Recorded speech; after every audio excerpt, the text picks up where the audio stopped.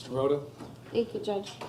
Before you this morning is case number 24-CR1415, captioned State of Ohio versus Jeremy Thomas. Case was last before the court, Judge, on February 12th of 2025. At that time, the defendant pled guilty to 3 counts. Count 1 was a charge of operating a vehicle under the influence of alcohol or drugs or a combination, a felony of the 4th degree, violation of ORC 4511-19A1A. Count 2 was a charge of unauthorized use of a vehicle, a felony of the 5th degree, violation of ORC 2913-02. It's a felony of the 5th degree because the victim was an elderly person. Count 3 was a charge of failure to stop after an accident, a misdemeanor of the 1st degree in violation of ORC 4549-02A. The defendant is present today in court with counsel. Mr. Watson, we are here for purposes of sentence. Mr. Watson? Thank you, Your Honor. May it please the court. Mr. Thomas is a troubled man who's got an issue with drugs and alcohol, specifically alcohol with this particular case. My client admits it. In the pre-sentence report, I think he was pretty open and honest. He has a severe drinking problem, and unfortunately, he compounds that issue by continuing to choose to get behind the wheel of a car and operate it. Your Honor, my client, early on, when I met him, wanted to take responsibility for this. I believe he pled by way of information. He wanted to address this matter. The issue, the reason that this took as long as it did from the plea to today for sentencing is my client this entire time just felt that it wasn't even worth jumping through any more hoops, that because of his record, it was just automatic prison for him. Quite frankly, Your Honor, and I have not heard this from him, this is my own personal viewpoint assessment, but I think Mr. Thomas, quite frankly, has given up on life. And I think it's sad. I know while he was in our jail, he's made various threats for suicide. I know he's been put on suicide watch. I know initially we had a sentencing date about a month ago. He refused to cooperate with probation totally. He did reverse course on that, and at the very least cooperated with the probation department and Lake Geauga with their drug and alcohol assessment. Granted, yesterday NeoCap tried to interview him. He did refuse that. But Your Honor, my client, again, is a troubled man, and I know that there's mandatory time here with the OVI. I know that there's mandatory, the court has the discretion between local time or prison time. With respect to the prosecutor, because I know we've had discussions on this, early on we have a joint recommendation for 9 months on this case. However, yesterday afternoon Mr. Thomas called me. I guess there was a glimmer of hope put under him that he might be eligible for treatment. And I think, Your Honor, I think that's what he needed to hear in life was that there might be something. And he called me at the end of the day. I had to leave a little early yesterday to take care of my kid, explaining this. So I want the court to hear it directly from Mr. Thomas, because I know he hasn't been very cooperative. I know his record is horrible, and I know under most circumstances this court probably wouldn't even consider this request. But I think Mr. Thomas is sincere when he called me yesterday. I briefly spoke to him before Your Honor came out. He told me he's prepared to speak. So at this point, Your Honor, I'm going to ask the court to either consider what Mr. Thomas would like or the joint recommendation. Thank you, Your Honor. Mr. Thomas, what do you want to tell me? Stand up. Your Honor, I just wanted to address the court and let it be known that I wasn't trying to not comply with my pre-sentence report. I just didn't have any hope that I would possibly get treatment or probation. And I spoke with the forensic psychologist, and she, after we had spoke, she told me that she was going to recommend 90 days in Lake Concord Pines or a treatment facility. And I asked her if possibly after that if I could go to a sober house because I would like to get a home group and a sponsor so that I can stay sober, you know, because I'm just worried about other people's well-being, and me behind the wheel of a vehicle is dangerous not only to myself but to everybody else around me that could possibly either get seriously injured or die, and I just don't want that to happen. So I'm willing to try to get some sobriety and change for other people's well-being as well as my own. You know? Didn't you just do the jail treatment program last fall? That was a year ago in March, yeah. Well, I think it was in the fall, but whatever. Okay, it was recent. So what did you do with the jail treatment program? I successfully completed it. What does They that gave mean? me- What does that mean, successfully completed it? Well, I successfully completed it as far as when I got out, I was seeing Signature Health for my psych evaluations, and I saw a psychologist and she prescribed me medication, but it wasn't a full assessment, so I never got diagnosed with anything for the Abilify that they gave me. But they also gave me a booze bar for anxiety, which I do have social anxiety, and I think that's one of the reasons that I drink, is because it makes it easier for me to communicate with people. And it keeps landing you. I assume all these theft convictions over the years, the drugs and alcohol are tied in, right? Yes, sir. Okay. And the So- disorderly conducts, Right. it's all alcohol. Yeah. Okay. So why would this stop now, as opposed to the last 25 years? I really haven't tried to get treatment any other time, Your Honor. Well, you went to treatment. You went to the jail treatment. And now I don't know how hard that is to complete successfully in their terms. I imagine you could do the minimal amount and then successfully complete it, right? So it really isn't successful.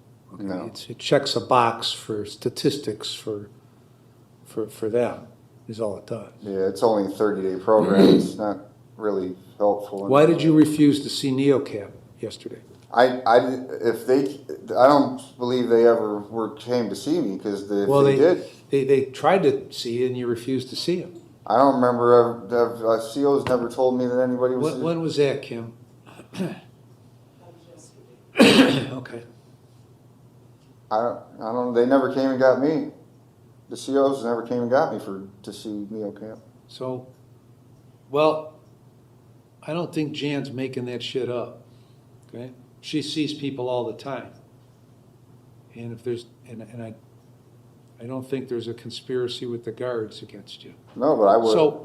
So you can't, what you've done the last 25 years hasn't worked, right? Because you keep going to prison. Yeah, sure, yeah. So why is it magically going to work now if I go along with you? Because I'm serious, and the other times I wasn't mature and an adult. I'm 41 years old, and I'm just sick and tired of being sick and tired. And I mean, the hit skip that scratched somebody's paint, someone could have got seriously injured, and it's just something that I don't want on my conscience. I lost my daughter in 2017. She got hit by a car and killed, and that really took me downhill with drinking. And I've been thinking about it, and I don't want that to happen to somebody else.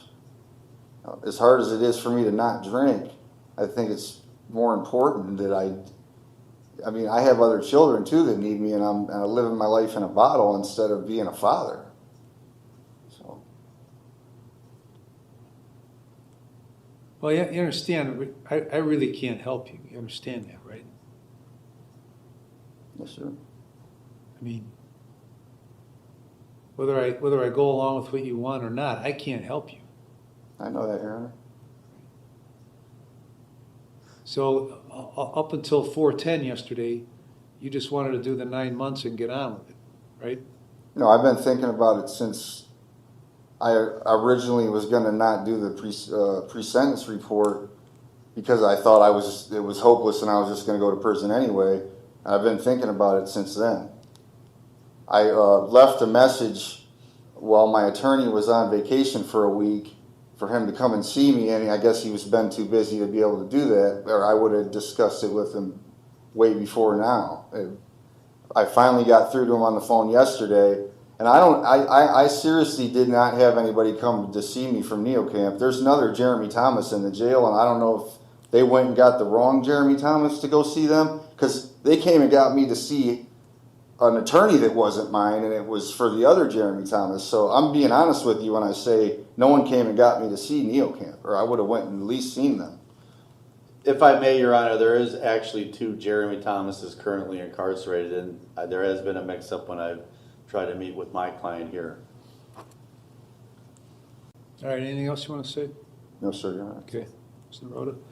We would just need to adopt the recommendation, Judge, of 9 months in prison. Okay. All right, I've reviewed the pre-sentence report and the drug and alcohol evaluation and the victim impact statement. I've listened to Mr. Thomas, Mr. Watson, Ms. Naroda, considered all the factors in 29, 29, 11, 12, and 13. So like I said, Mr. Thomas, there's nothing I can do that's going to help you. Nothing I can do. I mean, you've been around the block many times. We're in the jail treatment program and successfully completed that, whatever that means. But you didn't implement whatever it is you may or may not have learned while you were there. When did you have your mental health evaluation? I met with a psychologist that prescribed me medication, and they were scheduling a full assessment, but that I never got a chance to go to. When were you evaluated? How long ago was that? While you were in jail this time, right now? No, I got evaluated when I did the jail treatment program, and then I followed up with Signature Health when I got out. And what was that follow-up like? What'd you do? I went and saw the psychologist that prescribed me Booze Bar and Abilify, and they scheduled. Do you remember the psychologist's name? No, sir, I don't. Okay, go ahead. And they scheduled a full assessment that I never got a chance to make it to. Why didn't you make it? Because of ending up in jail for the third OVI charge. For this one? The one before this one, Your Honor. The one in Painesville Municipal? Mm-hmm. Yes, sir. So when's the last time you took any medication?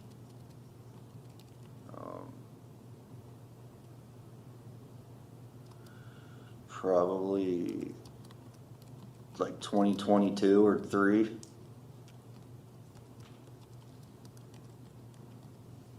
So what exactly, you can't stop drinking. What other problems do you have besides that? Cocaine, that's not really a drug that I abuse a lot. That's when I drink, sometimes I use it. What about the mental health? How long have you had problems with that? The anxiety I've had pretty much my whole life. But since I turned 40, I hear voices, and that's why they gave me the Abilify, but they never diagnosed anything, and that's what the full assessment was supposed to do, is they were going to diagnose what exactly was causing it. Where do you live? With my mother and my stepfather here in Painesville. All right, I'm going to place you on community control for 5 years. You're going to serve 90 days in jail with credit for 17. The last 30 days, you're going to be in the jail treatment program, complete it and follow the recommendations. And I guess completing it's the easy part. Paying attention and getting something out of it's the hard part. You figure out how you want to play it. Then you're gonna go to NeoCap, you're gonna get into that program, complete that program, and follow those recommendations. After that, you're gonna go to either Concord Pines or Lake House, complete that program and follow recommendations. After you complete that, you're gonna reside in a sober living facility for a minimum of 6 months. No drugs or alcohol with screens. You get a mental health evaluation and follow those recommendations, which means following up as they recommend. You're going to go to at least 4 AA meetings a week and obtain a sponsor.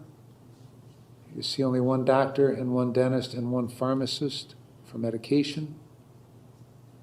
Take your medication as prescribed, sign releases for probation. You're going to complete the decision points program and follow those recommendations and pay the cost and supervision fees associated with this case. Ms. Randallson, as to terms, anything else? Your Honor, if he does the decision point in the jail, then it's gonna kind of be like double dipping, because it's gonna give the one change. He needs a double dip. You want him to double dip. Twice as good. Okay. Okay. Do you understand the terms? Yes, sir, Your Honor. Any question about the terms? No, sir. Okay. I can't help you. I can make stuff available to help you if you want to be helped. If you violate, then state will file a motion to terminate your community control, and if I find you violated, you face 30 months in prison. You understand that? Yes, sir, Your Honor. And then if that happens, when you get out, you might be on post-release control for up to 2 years under the parole authority with conditions. If you violate their conditions, they could send you back to prison for up to 9 months for each violation, up to 1/2 of my sentence. If that violation is a new felony, you could get an additional consecutive prison sentence for the violation, the maximum of which is the greater of 12 months of the time left under post-release control. There's a mandatory fine in the amount of $1,350. And I'm going to suspend your driver's license for a period of 4 years. And one further term that I neglected, additional term, is that at the appropriate time, you're going to get a valid driver's license. Anything else, Ms. Naroda? Can I say something, Your Honor? Yep. When I spoke with the probation department, I specified that not going to Neo Camp to them. And I don't know if they didn't mention that or not, or. No, they mentioned it. They mentioned it.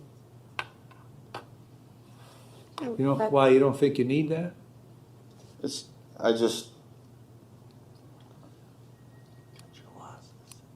Oh, go ahead and say what you want. I mean, I'm not going to change my mind. Go ahead and say what you want.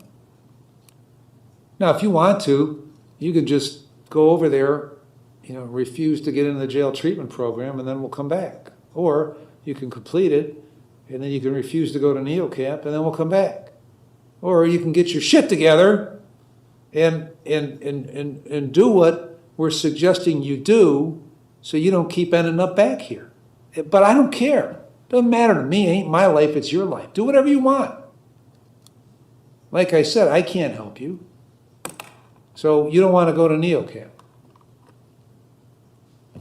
Then if you don't want to go to NeoCamp, then when you're done over there, just refuse to go to NeoCamp, and we'll meet again. Or maybe you can try something different that will result in a different course for the next 25 years. But that's completely up to you. Ms. Naroda? Was there a restitution, Mr. Hitchens? Oh, yeah, $6,819.58.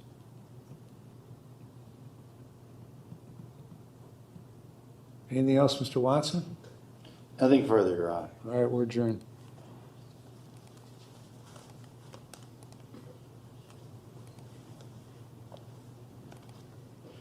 You see, now wait a minute. Now, you understand something, Mr. Thomas, okay? They came in here working out a joint recommendation of 9 months in prison, okay? You didn't want that, you wanted treatment, okay? Now, you can talk to Mr. Watson, and he'll readily tell you that I really don't give a shit about joint recommendations, okay? I do what I think needs to be done under the circumstances, whether it's above the recommendation or below the recommendation, or if I think it's appropriate, the recommendation, okay? So I certainly don't care what you want, that you want to dictate to me the terms of what your probation is going to be, okay?